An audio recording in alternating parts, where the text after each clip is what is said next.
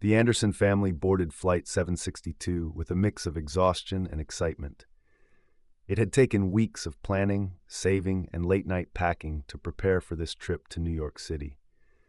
They weren't heading there for a vacation. This trip was personal. Grandma Elise, the heart of their family, had fallen ill, and time was of the essence. Marcus Anderson, the father, helped his youngest son Caleb lift his small backpack into the overhead bin while his wife, Dana, guided their teenage daughters, Zoe and Maya, to their seats. They were surprised when they were told at check-in that their seats had been upgraded from coach to premium economy at no extra charge. It felt like a blessing in the middle of a storm, a small, unexpected kindness. As they settled into row 17, the family was all smiles. The seats were spacious, the view was clear, and for once it seemed like things were going right. Caleb bounced slightly in his seat, excitement written across his face. "Are we really flying first class, Dad?" Marcus chuckled. "Not quite, little man, but we got lucky today." Dana squeezed his hand and smiled. "It's going to be a good trip," she whispered, more to herself than to him. The flight attendants made their rounds, greeting passengers, checking seat belts, and helping with luggage. One of them, a tall, blonde woman named Rachel, seemed particularly observant. She made her way slowly through the aisle, clipboard in hand, stopping at certain rows, double-checking tickets. When she reached row 17, she paused. "Excuse me," she said politely, though her tone was already strained. "May I see your boarding passes?" Marcus raised an eyebrow but handed them over without hesitation. Rachel looked at them for a moment, then back at her list. "There seems to be a mistake," she said. "These seats are designated for our premium travelers. You might have been seated incorrectly." Dana sat up straighter. "The gate agent told us our seats had been upgraded. She even smiled and said it was our lucky day." Rachel pressed her lips together. The energy around them shifted. Passengers nearby began to glance over, sensing something was happening. "I'll have to double-check with the crew," Rachel muttered, then walked away briskly without another word. The children looked confused. Caleb leaned toward his mom. "Did we do something wrong?" Dana gently shook her head. "No, sweetheart. We're exactly where we're supposed to be." Marcus's jaw tightened slightly. He'd seen this kind of thing before. The questions, the double checks, the quiet doubts. He tried to stay calm, but something inside him stirred. Rachel returned a few minutes later, her expression unreadable. "I apologize for the confusion," she said coolly. "Your seats are indeed correct. Enjoy your flight." She turned and walked away without waiting for a response. Silence lingered in row 17. It wasn't the words she used, it was the hesitation, the doubt, the way her eyes flicked between the tickets and their skin. It wasn't overt, but it was clear. Dana reached for Marcus's hand. "Let's not let it ruin the trip," she said softly. "I know," he replied, "but the kids saw it, and that hurt more than anything." The hum of the airplane filled the space around row 17, but for the Anderson family, a quieter, heavier silence lingered. Caleb had gone back to playing with his sticker book, but the questions still danced behind his big brown eyes. Zoe leaned her head against the window, earbuds in, but not playing anything. Maya, ever observant at 15, sat quietly, glancing at her parents from time to time, sensing that something had shifted. Marcus took a slow breath and let it out through his nose. He wasn't angry, not yet, but the incident gnawed at him. He'd been looked at that way before, questioned, judged before speaking, and now his family had seen it too. He had hoped, maybe foolishly, that things were different in 2025. In the aisle a few rows back, Rachel, the flight attendant, whispered something to her colleague. Her voice was hushed, but the sideways glance toward row 17 was unmistakable. Dana caught it first. Her hand gently squeezed Marcus's arm, just above the elbow. "Don't," she whispered. "Not yet." "I'm not going to say anything," Marcus said, "but I see it, and so does everyone else." At that moment, an older gentleman in a business suit, seated in row 18, leaned forward and tapped Marcus on the shoulder. "Hey," he said with a kind smile, "I saw what just happened. That wasn't right." Marcus was taken aback by the stranger's openness. "Thanks," he said quietly, "but we're used to it." "You shouldn't have to be," the man replied. "I'm sorry you do." Dana smiled faintly, grateful for the gesture. Even a single kind word felt like resistance to the tension quietly building in the air. In the galley, Rachel was reviewing her manifest again. She wasn't entirely sure what was bothering her. Maybe it was just protocol, maybe a gut feeling, but something about that family sitting in premium just didn't sit right with her. It wasn't malice, not consciously, but her thoughts echoed with subtle biases she'd never questioned. Did they really get upgraded? Who upgrades a whole family for free? Are they famous? Wealthy? She didn't even realize the questions themselves were the problem. Meanwhile, Caleb looked up from his seat, tugging at his mom's sleeve. "Mom, why did that lady look mad at us?" Dana took a breath and turned toward her son. She smiled, calm and steady. "She wasn't mad, baby. Sometimes people just don't understand what they're looking at." Caleb blinked. "Like what?" "Like seeing a family that doesn't fit their idea of what things are supposed to look like," she said gently. "But that doesn't mean we don't belong." He nodded slowly, still not fully understanding, but trusting his mother's calm. Then a soft voice joined the moment. "I think your family's awesome," came from across the aisle. It was a girl about Maya's age, sitting with her father. She gave a small smile. Her dad nodded as well. "You handled that really gracefully," he said to Marcus and Dana. There was warmth in their eyes, support. For a moment, the icy fog of judgment melted, just a bit. Maya smiled at the girl. "Thanks," she said, then added in a low voice, "People watch everything, even when you think they're not." Marcus looked at his children. Strong, smart, perceptive. He sat up straighter. He didn't want this flight to be defined by suspicion or shame. He would redefine it with grace. 37 minutes into the flight, the seatbelt sign blinked off with a soft chime. Passengers began to shift. Some stood to stretch, others reached for books or devices. But in row 17, the Andersons remained still, quietly processing the earlier incident. Marcus tried to read the in-flight magazine, but the words swam past him. He was still thinking about Rachel's expression. Not just what she said, but how she said it. He'd lived long enough to tell the difference. Dana leaned in. "You okay?" He nodded. "Yeah, just thinking how even now, even up here, we still don't get to just be." She didn't respond immediately. Her hand gently rested on his. Across the aisle, Maya had taken out a small sketch pad. She liked to draw when things felt too heavy. Her pencil moved softly across the paper, quick lines forming the shape of an airplane seat, then 5 faces, their faces. Just then, the cabin speakers crackled. "Good afternoon, everyone. This is your captain, Mark Jennings, speaking from the flight deck." Passengers paused, instinctively listening. "We're currently cruising at 34,000 feet with smooth skies ahead all the way to New York. I've just been informed we have a few special passengers on board today, and I wanted to take a moment to acknowledge them." Marcus raised an eyebrow, as did Dana. They exchanged curious glances. In row 17, we have the Anderson family traveling to visit a loved one. I heard their trip came with an unexpected upgrade, courtesy of our gate crew, who noticed something special about them. On behalf of the crew and myself, I want to say, we're glad you're with us. You belong here.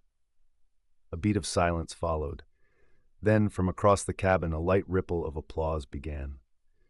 Quiet at first, then growing as more passengers joined in.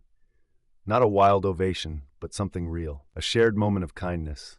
Rachel stood frozen in the galley, eyes wide. She hadn't expected that. She hadn't known the captain even knew. Marcus looked up, stunned.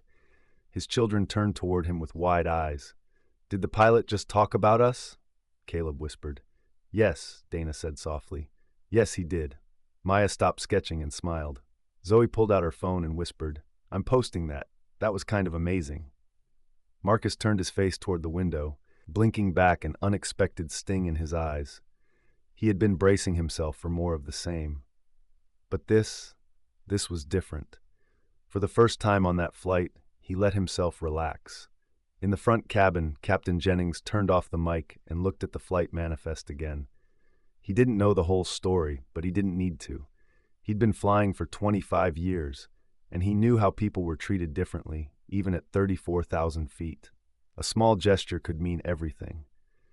Back in row 17, Rachel slowly approached again. She cleared her throat. She started, then paused. "I just wanted to say I'm sorry. I shouldn't have questioned your seats. That was my mistake." Marcus studied her for a moment. Her tone was different now, no longer defensive, but genuinely apologetic. "Thank you," he said. "I appreciate you saying that." Rachel nodded and stepped back. It wasn't a full repair, but it was a start. And sometimes a start is enough to change the direction of a journey. The buzz in the cabin gradually returned to normal, but row 17 felt lighter now, as if the entire weight of the earlier tension had been lifted by the captain's words. The kids were smiling again. Dana leaned back in her seat, letting out a quiet sigh, and for the first time since takeoff, Marcus allowed himself to breathe easy.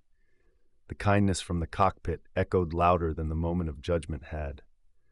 Across the aisle, the girl who had spoken earlier gave Maya a thumbs up. Maya smiled back and held up her sketch pad, revealing a doodle of the captain with the words, "You belong here." Rachel, the flight attendant, stayed near the galley, watching the family now from a different perspective. It wasn't guilt that held her in place, it was reflection. Her mind kept replaying how easily she had assumed the worst, how automatic the doubt had been.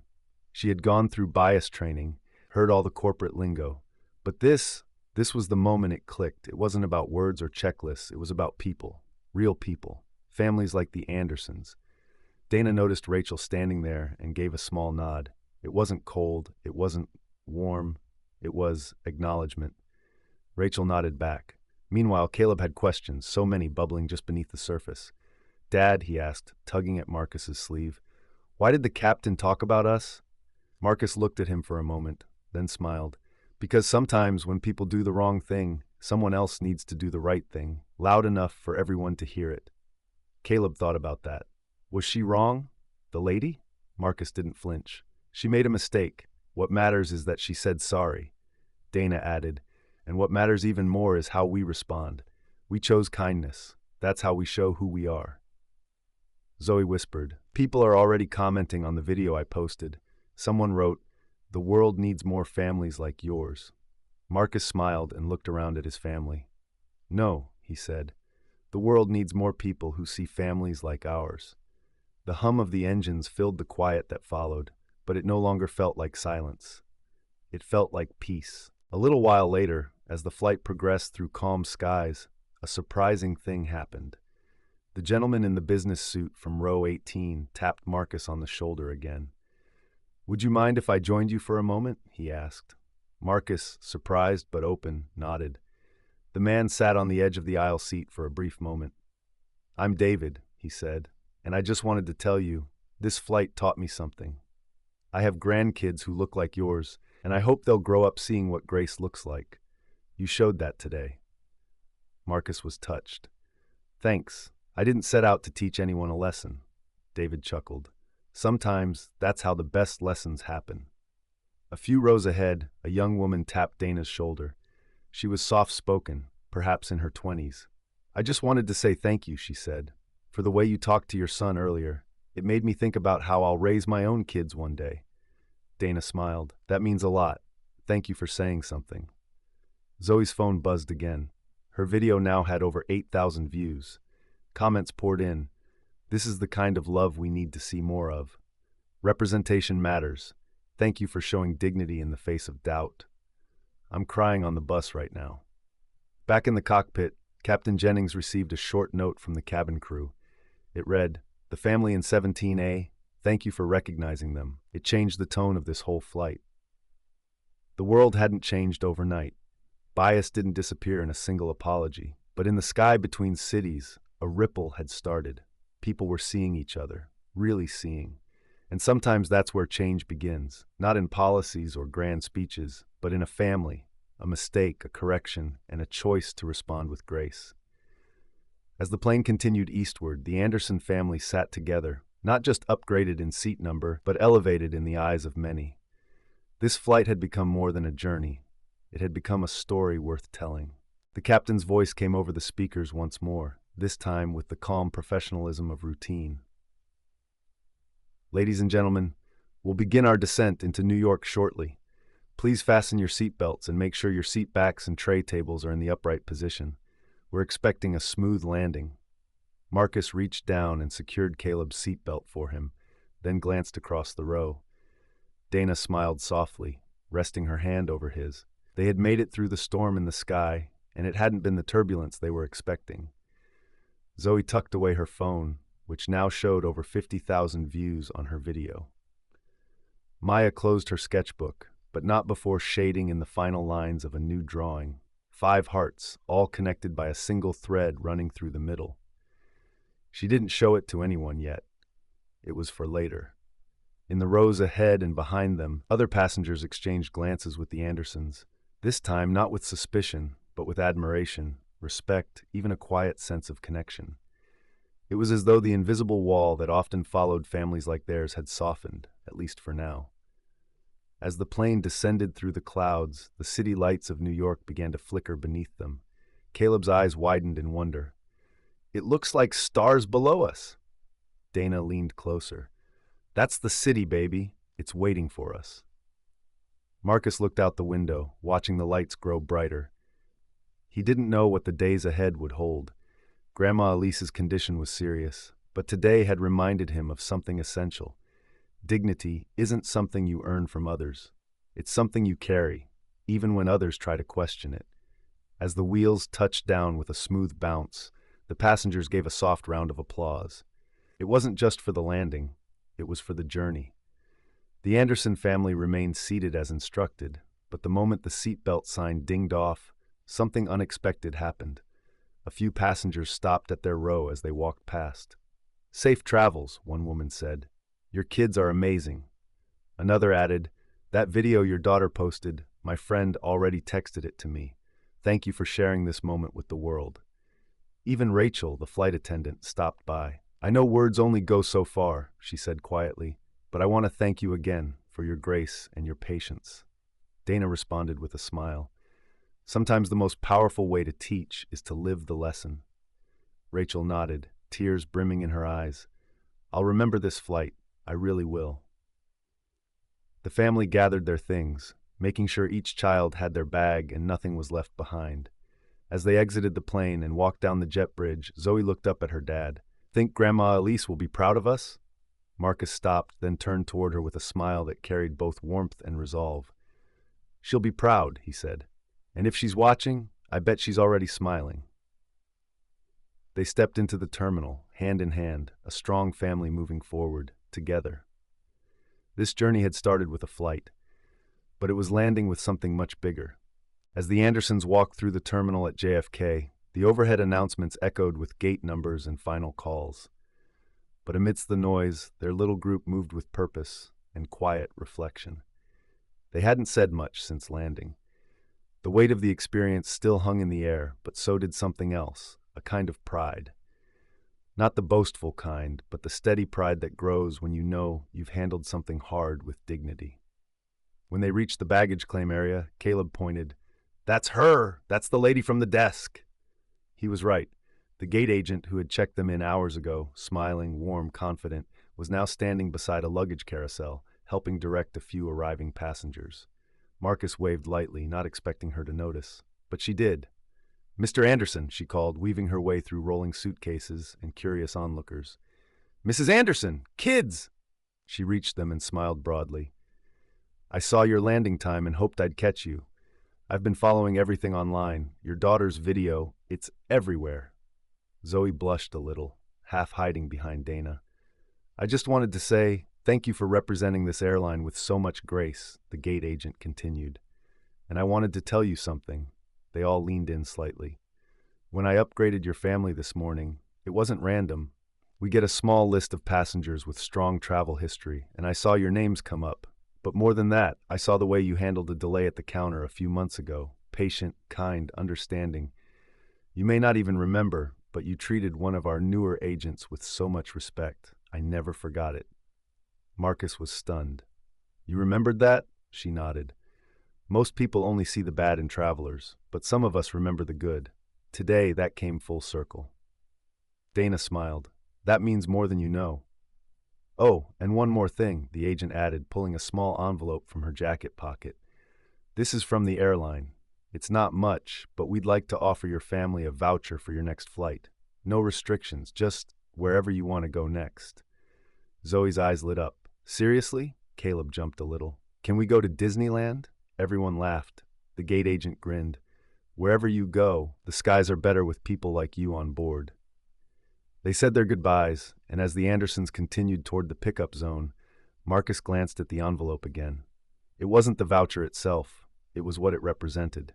Recognition. Not from fame or wealth, but from how they had treated someone when no one was watching. Later that evening, at their relative's apartment in Harlem, the family sat around the living room. Grandma Elise was resting in the back room, her condition stable for now. The visit had brought tears and joy, but also comfort. They were where they needed to be. Zoe sat on the couch, typing on her phone. Maya was uploading her drawing to a digital art account. Caleb had already fallen asleep, his head on Dana's lap. Marcus scrolled through the comments on the viral video. Over 300,000 views, thousands of comments, but one in particular stopped him. "I work in aviation. This happens more than people know, but this family's grace just gave me hope. We can be better." He stared at the screen for a long moment, then turned to Dana. "Do you think we made a difference?" he asked quietly. She looked at their children, then back at him. "We didn't just take a flight, Marcus. We took a stand without ever standing up." He nodded slowly. That night, Zoe posted one final video. It was just her voice, narrating over clips from the trip, boarding the plane, the moment after the captain's announcement, the walk through the terminal, the smiles exchanged with strangers. "We didn't ask to be seen, but we're grateful we were. We didn't plan to teach, but we're glad people listened. To anyone who's ever been doubted, you belong here, and you don't have to prove that to anyone. Just carry yourself with truth, because grace travels further than hate ever could." The video ended with the sketch Maya had drawn, 5 hearts connected by one golden thread. It was shared, and shared again. The family's flight had landed long ago, but their message, it was still flying.